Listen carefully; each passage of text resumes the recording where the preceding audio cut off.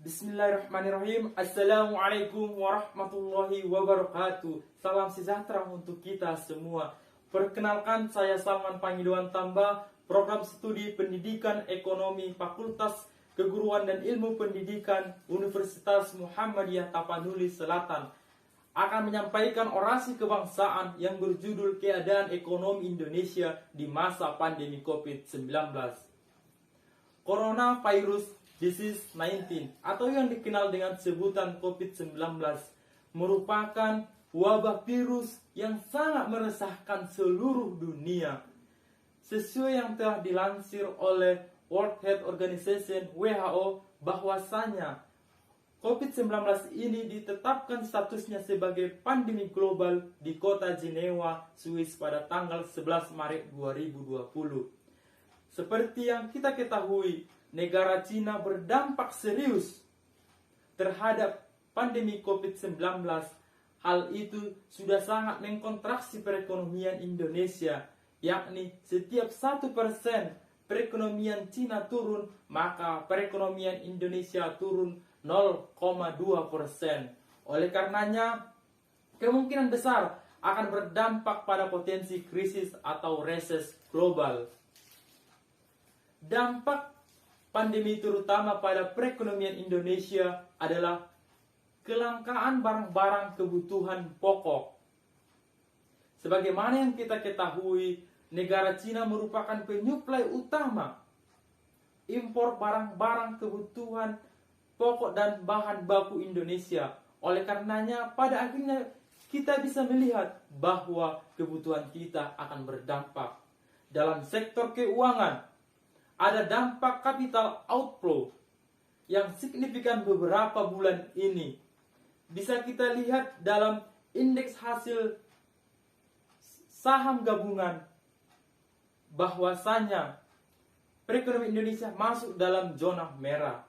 Ada beberapa langkah yang dapat dilakukan pemerintah dalam menjaga perekonomian Indonesia, seperti menjaga kestabilan nilai harga. Dari sisi nilai harga, berarti kita berbicara mengenai relaksasi impor untuk kebutuhan bahan baku, kebutuhan pokok, dan kebutuhan bahan industri. Selanjutnya, menjaga stok pangan dengan meningkatkan kualitas dan kuantitas sumber daya alam yang ada.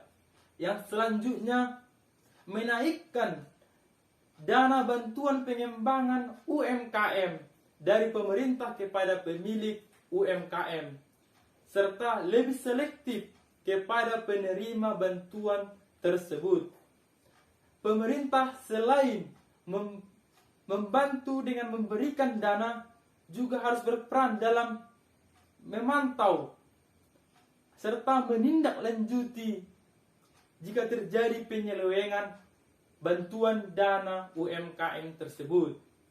Selain itu, pemerintah juga harus menekankan kepada penerima bantuan UMKM bahwasanya ini diberikan untuk keberlangsungan hidup bernegara dari segi ekonomi.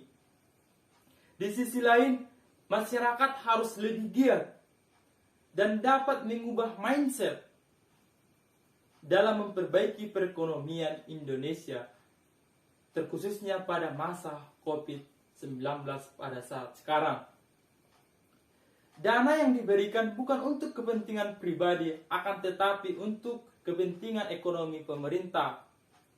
Oleh karenanya, diharapkan kesadaran kepada masyarakat yang nantinya akan mendapatkan bantuan dana pengembangan UMKM dari pemerintah agar tidak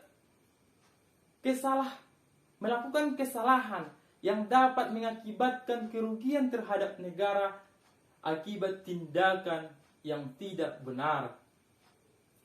Dapat disimpulkan dari semuanya, kita kembali kepada ideologi kita, yakni Pancasila pada sila ketiga yang mengandung nilai persatuan yang memiliki makna mengutamakan kepentingan berbangsa dan bernegara dibandingkan kepentingan pribadi. Dalam hal ini, menyikapi krisis ekonomi yang terjadi pada saat sekarang.